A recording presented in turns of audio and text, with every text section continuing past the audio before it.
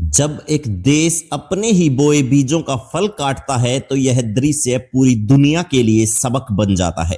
पाकिस्तान, जिसने एक समय तालिबान को समर्थन देकर अपने हित साधे थे, आज उसी तालिबान के आतंक का सामना कर रहा है। तालिबान ने पाकिस्तानी सेना की चौकियों पर कब्जा किया और अब परमाणु प्लांट के कर्मचारियों को अगवा भी कर लिया है। क्या ये सिर्फ पाकिस्तान का संकट है या दक्षिणी एशिया और पूरी दुनिया पर मंडराते एक बड़े खतरे की शुरुआत है? आइए इस पूरी घटना को विस्तार से समझते हैं। लेकिन उससे पहले अगर आप हमारे चैनल पर नए हैं तो आपसे रिक्वेस्ट है कि प्लीज हमारे चैनल को सब्सक्राइब करें, क्योंकि यह आपके लिए एक सेकंड का काम है, लेकिन इससे हमारी बहुत बड़ी मदद होती है। आइए जानते हैं कि क्या है तालिबान के हमलों का पूरा घटनाक्रम। दरअसल तालिबान ने खैबर पख्तूनख्वा और बलूचिस्तान जैसे इलाकों में अचानक हमले शुरू किए। ये इलाके पहले से ही आतंकवाद के गढ़ माने जाते हैं, जहां पाकिस्तानी सेना का प्रभाव बेहद कमजोर है। तालिबान ने हथियारबंद लड़ाकों के साथ पाकिस्तानी सेना की चौकियों पर हमला किया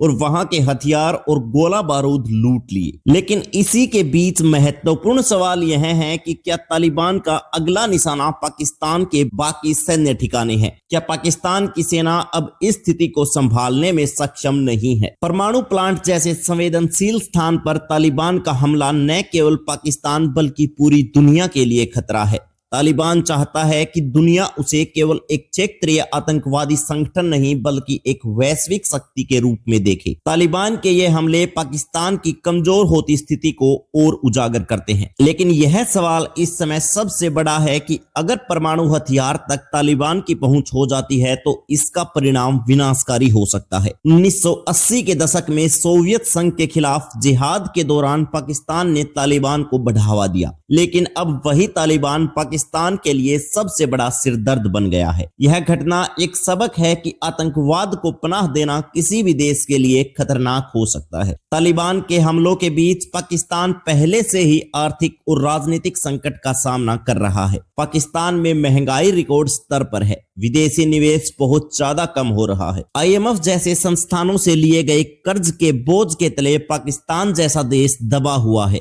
सरकार और सेना के बीच टकराव बढ़ता जा रहा है। विपक्ष और जनता का गुस्सा चरम पर है और इन्हीं संकटों ने पाकिस्तान को एक असफल राज्य बनने के करीब ला दिया है। और इसी के साथ भारत को भी चौकन्ना रहने की जरूरत है, क्योंकि सीमा पर आतंकवाद बढ़ सकता है। कश्मीर में तालिबान समर्थित संगठनों की गतिविधियां तेज हो सकती हैं। चीन की CPEC यानी चाइना पाकिस्तान इकोनॉमिक कॉरिडोर परियोजनाएं भी खतरे में पड़ सकती हैं। पाकिस्तान में बढ़ते अस्थिरता से चीन के निवेश को नुकसान होगा। तालिबान की गतिविधियों से अफगानिस्तान पर भी संकट आ सकता है। अमेरिका और यूरोपीय देशों ने पाकिस्तान की स्थिति पर चिंताएं जताई हैं, लेकिन अब तक किसी भी देश ने इसे हल करने के लिए ठोस कदम नहीं उठाए हैं। अगर तालिबान को रोका नहीं गया तो यह खतरा अंतर्राष्ट्रीय स्तर पर भी आतंकवाद को बढ़ावा देगा। लेकिन अब सबसे बड़े सवाल यह है कि क्या पाकिस्तान की सरकार और सेना इस चुनौती का सामना कर पाएगी? क्या तालिबान परमाणु हथियारों तक पहुंचने में कामयाब होगा?